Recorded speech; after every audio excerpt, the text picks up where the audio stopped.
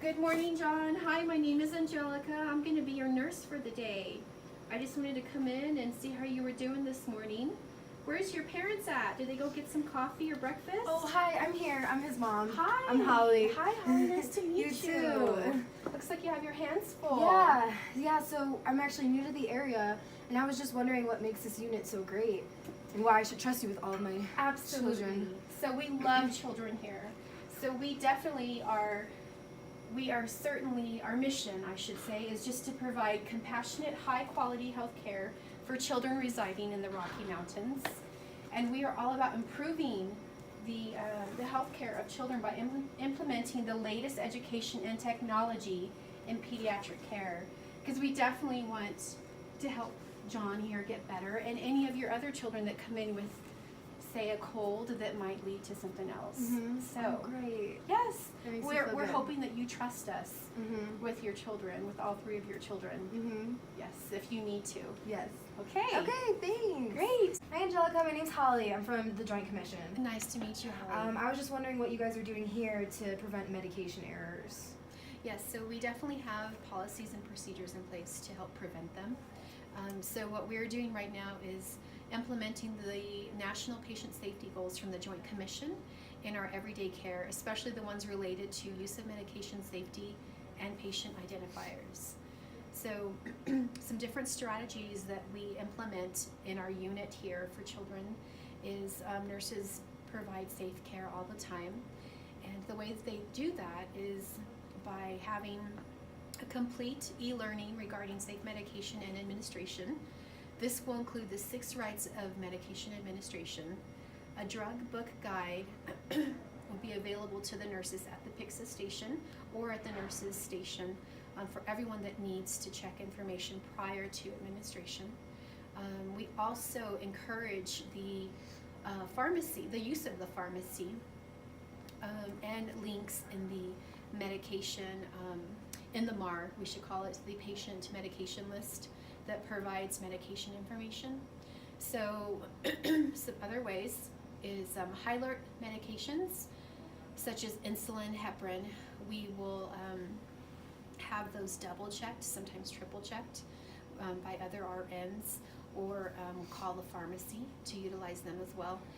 The second nurse will review that dose and make sure it's correct before anyone signs off at the bedside to give the medication to the patient.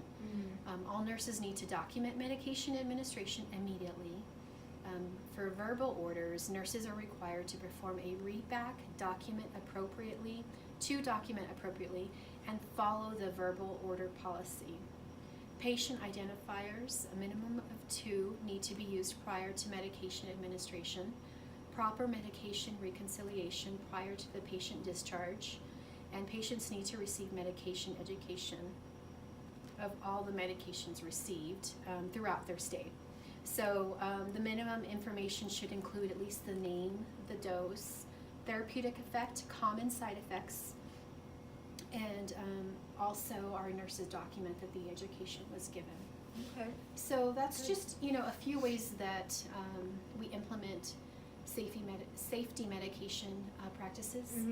If you'd like, I can take you around and you can actually witness some of our nurses utilizing some of these policies and procedures. Yeah, I think that'd be really great. Okay. Yeah, for great. sure. It's time for Johnny's medication. Let's get out the pixels. Perfect. Hi Johnny, how are you doing? Hi Mom, how are you doing today? Good. I'm Susie, I'm Johnny's nurse right now for today, and it's time for his medication for Tylenol. I was actually going to ask you, I saw the technician weigh him this morning, and I was just wondering why they had to do that. So we want an accurate weight every day, so that way the right dose is given to your child every time. Yeah, we don't want to give him too much of a dose or too little. Oh, so it's like weight based? Yes. Oh, Yes. okay, that makes sense. Okay. Right now it's time for him for his Tylenol because of the fever that he has been having. Okay. So I'm gonna scan his wristband. Oh, sorry, Johnny. Here, perfect. And can you please confirm with me his full name and date of birth? So it's John Tetzlaff, and his birthday is May 4th, 2009. Perfect. Okay. Thank you very much. Yeah. Okay, let's help you out and take your medicine. Johnny, this is interesting. You're here for a fever, and I didn't know you had all these bruises and marks in your arm. Interesting.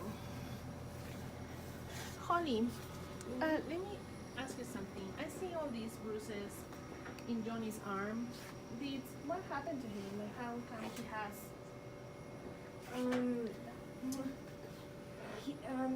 He just fell off his bike. When Yeah. was this? A few days ago, I think. Okay. Yeah. Yeah, I'm sure he's fine. It's okay. Let me put him. I'll be right back, okay? Okay. We'll document it.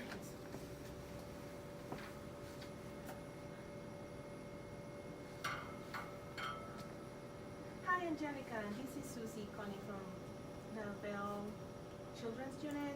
I was just assessing Johnny in room 215, Yes, Susan. and he's here for a fever. Okay. And I just noticed that he has like lots of bruises in his arm and lacerations, all in different stages. And I'm really suspecting like some maybe abuse going on at home. Okay. And I don't know what to do. Okay, well, let's go ahead and talk about it, okay? Okay. All right. So, let me go ahead and read you some information that I found. So, the best thing to do would be to apply the policy. And it looks like the policy team members would be 2 staff nurses, a nurse manager, a pediatric hospitalist, and this policy is needed to protect children in the unit suspected of child abuse or neglect. So, individuals affected by the policy. All staff in the Bell Children's Unit can report abuse or neglect. All staff can complete an e-learning regarding identifying abuse and neglect with information on signs and symptoms, evaluation, and how to report. Policy. Every patient admitted to the unit should be assessed for abuse or neglect. Care technicians are to notify the RN if suspected abuse, and the RN will perform a detailed assessment on the child. Obtain a comprehensive history, ask what happened, and follow with more specific questions. Signs and symptoms can include bruises, burns, head injuries, unexplained lacerations or abrasions, fractures in various stages of healing, abdominal injuries. Sexual abuse includes trauma to genitalia or rectum, STIs, or pregnancy. Neglect includes malnourishment, poor hygiene, failure to thrive. Behaviors include appears frightened of caregiver and goes easily to strangers. Injuries inconsistent with history given. Any suspected child abuse or neglect needs to be reported to the nurse supervisor immediately. The RN will first call the county's Child Protected Reporting Hotline, and law enforcement needs to be notified next. Then Child Abuse Reporting Hotline. Next, the Bell Health Risk Department needs to be notified. Document in the medical record that the appropriate people have been notified. Every staff member is required to report suspected abuse and neglect. In order to release the child from the unit, it is the judicial district who will determine who will be the responsible caretaker of the child. And I'm going to go ahead and come down to the floor, Susie, and bring the numbers and also the resources related to the policy. Okay. And do you want me to talk to the mom and tell her what's going on? Inform her that we might have to report her? Would you like to? Or would you like to wait for some help? I actually would like to have for some help. I don't feel that comfortable. That's why I also reached to you. Okay, Okay? no problem. I'll be down in a few minutes. Thank you. Okay, bye-bye.